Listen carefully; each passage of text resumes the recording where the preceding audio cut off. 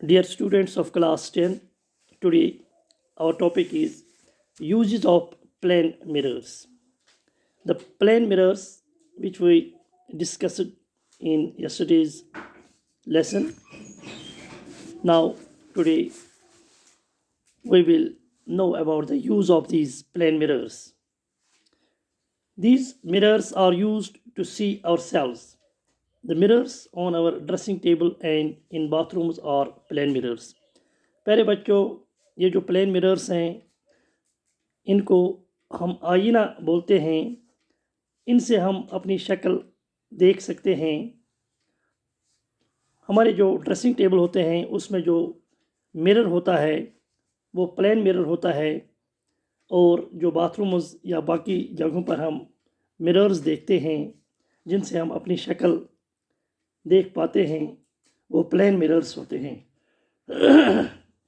इसके अलावा plane mirrors are fixed on the inside walls of certain shops.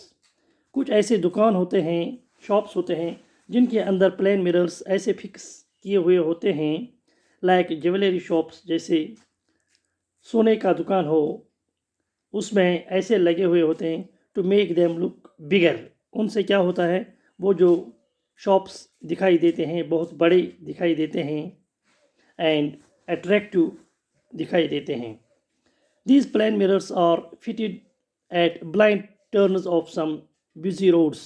कुछ ऐसे बिजी रोड्स होते हैं जहाँ ट्रैफिक बहुत ज़्यादा होता है, वहाँ जो ब्लाइंड टर्न्स होते हैं, कट होते हैं, वहाँ भी ये लगे हुए होते हैं, so that drivers can see the vehicles coming from the other side and prevent accidents.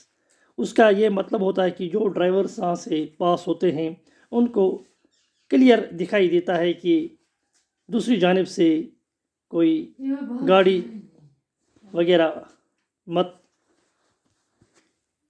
होती है। इसके अलावा plane mirrors are used in making periscopes. जो पेरिस्कोप होता है उसको बनाने में ये काम आते हैं। पेरिस्कोप एक ऐसा आला है जिसमें रिफ्लेक्शन ऑफ लाइट का अमल होता है। जहाँ जहाँ उसमें कर्व्ड